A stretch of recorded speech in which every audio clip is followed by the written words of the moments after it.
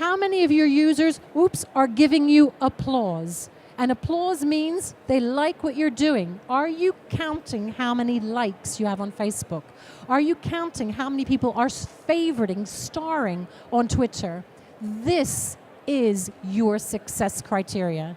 If people are not amplifying, if people are not giving you applause, the technical term is you are Billy No Mates. And you should stop doing social media.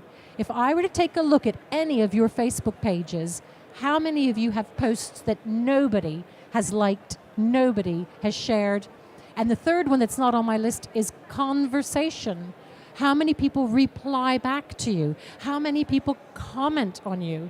This is what social leadership is all about. And the other one I wanted to mention, of course, is economic value. We're here at this exhibition, and what I'm going to do at the end of this exhibition is count how many leads I got. I'm then going to look at the cost of being at this exhibition, and I'm going to calculate my cost per lead. Do all of you know how much it costs you to generate a lead? Please say yes. If you don't, you've got a problem. What I'm then going to do is I'm going to use that cost per lead and I'm going to compare it. How does my social media lead generation work? How well is social media providing that kind of lead? These are the 4 measures I want you to think about. By the way, this is coming from Avinash. If you don't know him from Google, you should. I'd love to take credit for this, but it's not mine. So, leadership is about influencing other people, getting found, building trust, making sure it's clear what you want me to do. The second part of leadership I want to talk about is also about maximizing the value of other people's effort. And in terms of this, what I wanted to talk to you primarily about, of course, would be search engine optimization. So what that means, are you creating content that will rank well? And then in terms of maximizing the value of others, are we then getting successful link building campaigns? So my colleague is creating this content, and indeed she's actually created a page about search engine optimization. What am I doing to maximize Laura's efforts for this content? So am I doing link building? Am I doing socialization? Am I generating supporting content? So we need to be thinking not only what are you doing, let's say about content marketing, or what you're doing for link building, or what you're doing for social media, but it's about maximizing all of our efforts, because the digital media landscape, everything interacts, everything interrelates. Social media is a search ranking factor now. Content is also a social signal. So are we looking at maximizing the efforts? And in terms of maximizing the effort of others, we're coming back to our experiments. This is the free service that we can use on Google. And in this case, we were working with a company that manufactures beds that you can store stuff underneath them. And what we did is we created 6 different versions of the homepage. And we did one with the bed open, one with the bed shut, one with like a really grown-up duvet cover, one with a polka dot duvet cover. And what we were testing to see is which one generated the most sales. I'm maximizing the efforts for my client to try and generate pages that are going to generate these leads. We let the experiment run for a while, and so again, you can use these free tools to do this kind of testing, and lo and behold, we discovered that the bed with the childish duvet cover made the most sales. What have we just discovered? Who's buying the bed? Parents. And what are they putting under the bed? Toys. Are all of you using these kind of tools, like in terms of Google experiments, to look to see what kind of content is going to be then generating the most sales? From a leadership point of view, we're pulling in different people in the company. We're pulling in graphic design, analytics skills, search engine optimization skills, pulling us all together with a view to trying to deliver our business objectives. There's a lot of different speakers here today who are talking about automation. And again, we might be talking about social media automation. We might be talking about data mining type services, loads of different automation tools. How many of you have this on your radar, that you're looking at automating your digital marketing campaigns? By the way, I don't know if you recognize this picture. This is Milton Keynes. And in Milton Keynes, they're going to be piloting driverless cars. So if you haven't seen that, something to take a little look at. Now, the big thing about using digital leadership is that you can only improve the things that you're measuring. So do all of you define your different goals? Are all of you defining what success looks like? Have all of you set up your Google Analytics correctly in terms of management dashboards, in terms of management reporting? Are all of you looking at your social media campaigns to see what is actually working? I'm astonished how many of you are using social media and you don't have the right business measurements. So we might want to take a look at what it is that you're improving. And the first thing we could think about in terms of leadership, how many of you know the acronym SEO? Of course you do. How many of you know the acronym PPC? Of course you do. How many of you are living and breathing CRO? Conversion rate optimization is the next discipline that if you're good marketeers that you need to get working on. And conversion rate optimization is all about that customer journey to get me that you discover the fact I exist, that I begin to trust you, that I'm interested in your products and services, and a sale or an inquiry drips out the bottom. Successful digital marketing is all about making sure that you're achieving these goals. Conversion rate optimization. Are any of you working with an agency that's able to help you with your CRO? Have you recognized this as something that your business needs to be doing? I've got that one in there. And again, in terms of this kind of measuring things, one of the things that a lot of companies say to me is, oh, I don't get inquiries off my website. I get inquiries over the telephone. Of course, there are services that will allow you to track the telephone ringing off your website. You all know that, don't you? So here's a service that, again, it's not my service. It's one called Response Tap. And what it does is it provides you with a phone number that when that phone rings, you know the inquiry has come off your website. You can count how many phone calls came off. And more importantly, Response Tap integrates with your Google Analytics. So what that means is if I'm on your website and I ring the number, I can go backwards and say, where did that person come from when she landed on the site? So did she come from the digital marketing show, land on the website, and then ring my phone call? This is the big area in terms of digital marketing at the moment. This is the field called attribution. And trying to attribute where your lead's coming from is probably, in my opinion, the greatest challenge that all of us are facing at the moment. How do we know what's working? How do we attribute the success of any marketing campaign to what it is specifically that we're doing? You might want to try using call tracking services. This will help you with that attribution model. And by the way, what I can also see when I'm in Response Tap is when I'm on the phone with you, let's pretend you ring my number. I'm talking to you. I can go into Response Tap. I can see which pages you looked at during our phone call. So I can see exactly how you're behaving while I'm selling to you. How could your sales teams be using this kind of digital content as part of your sales and marketing processes?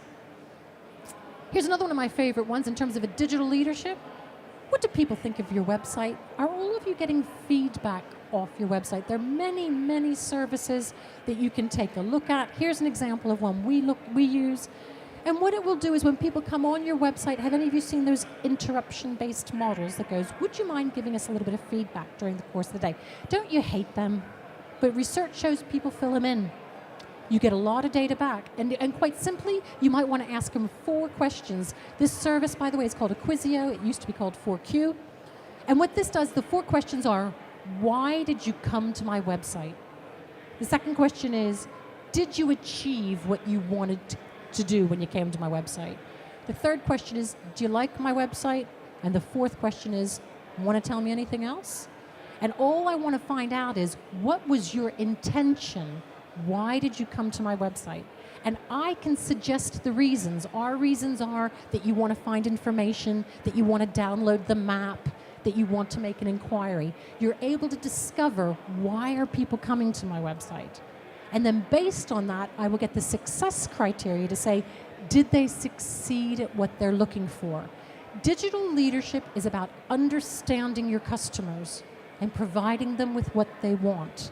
I think many of us tend to lose sight of this, and we're not testing, looking at the data, and learning from it. The model you need to be using is test, learn, test. You're never going to get it right first shot. So we're looking at all these different kind of success criteria. It might be about how many visitors I've had. It might be different kinds of clicks and sales. But what I want you to be thinking about finally in terms of your digital leadership are two things: your key performance indicators and your benchmarks. And these always tie in with return on investment.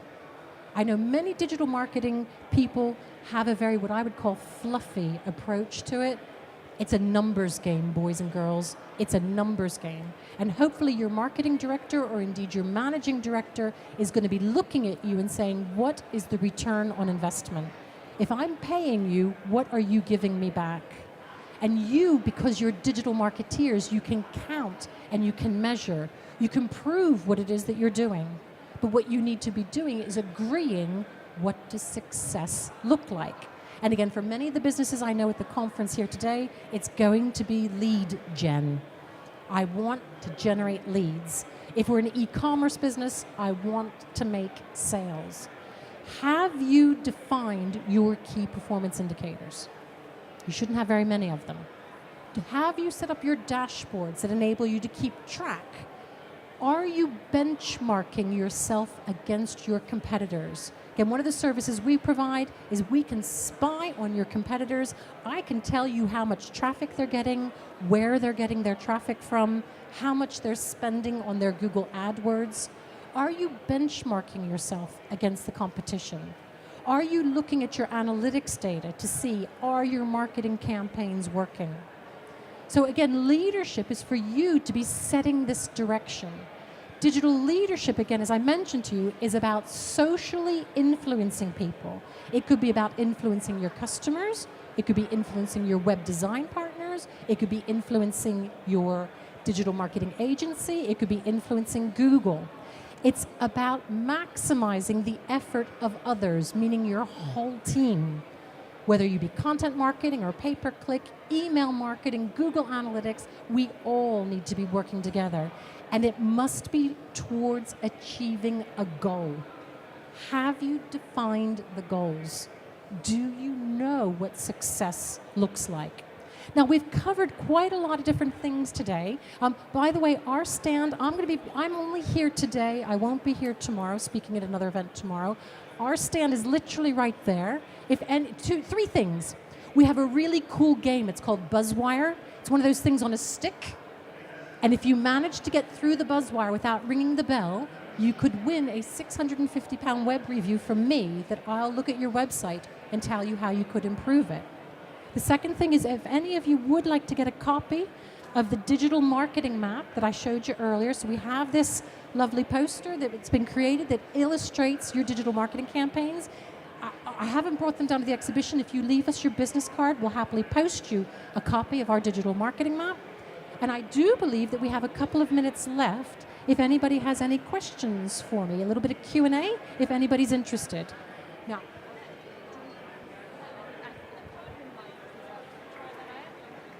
if I stand here, can you guys hear me? No? So, oh gosh, does anyone have any questions? Wait, a question right there. Yes. Anyone? Right there. Hello. Hi, thanks a lot.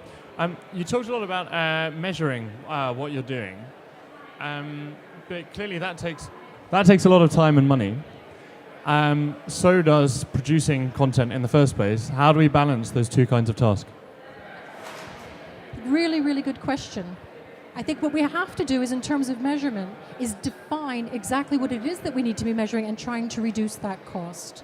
So if we create our strategic framework, if you create automated reports, automated measurement, what I need you to do is be adding your brain power. I'm amazed how many businesses are doing reports. Do you know what I mean by an API interface? If you don't, you need to learn it, boys and girls. An API interface allows you to automate your reporting. What I want you to spend your time on is using your brains and tell me, what's the data mean? And more importantly, what I want you to do is, and here's my top tip for today. If you measure stuff, really the only thing you should be reporting to me month on month is what's changed. What has changed? If you say to me, I've had 112,000 visitors, I go, so what? What's changed? The second part of your question had to do with content marketing. And I believe that generating super content, I agree with you, takes time. The fallacy that you're all falling into is you're trying to generate high volume, to be frank, of crap content. You're better off producing fewer pieces of perfect content. This will give you the traction you require. This will give you the social interaction that you're looking for. This will build trust. Content marketing is not about quantity, it's about quality. The final thing I just wanted to mention is that if any of you are interested, there has been a skills matrix produced recently that talks about if you want to work in the content marketing arena, what skills do you actually need? Data visualization, copywriting, online PR. So if any of you want a copy of that, if you let me know, I'll give you a link. What skills do good content marketeers have? And I agree with you, it's all about time, 100%. Any other questions for us anywhere?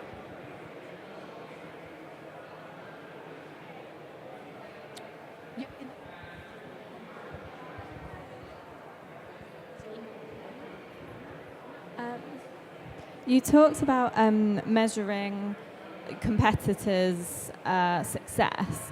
What are the best ways of doing that, do you think? Competitor intelligence, I think, forms an essential part of any digital marketing strategy. And in terms of measuring it, there are proprietary tools and information sources out there that you can use. To do it well, however, what we need to be doing is agreeing what is it that we're trying to measure. So are we looking at traffic to their website? Are we looking at their keyword strategy? Are we looking at their social campaigns? Are we looking at their content marketing strategy? Are we looking at their AdWords spend? There's lots and lots of data out there. You guys may or may not have access to it, but and again, that's what we do. I have to say, as an agency, that's what we do. But really good in competitor intelligence is not automated. I still think your best digital marketing tool is your brain. It's your brain. I think so many people are falling into the trap to thinking you're just going to spew data out. Somebody has to interpret it and put meaning into it. And I think to do successful competitor research, A, identifying what it is we're looking to measure, B, adding intellectual value, and then the third part, of course, is to then have a plan of action. So many businesses I work with have what I would call analysis paralysis. You guys analyze everything to death and you do nothing. It drives me crazy. Good, but I hope that answers your question. Very quick question about LinkedIn. You hadn't really mentioned it, using it for lead generation and how well you think it works.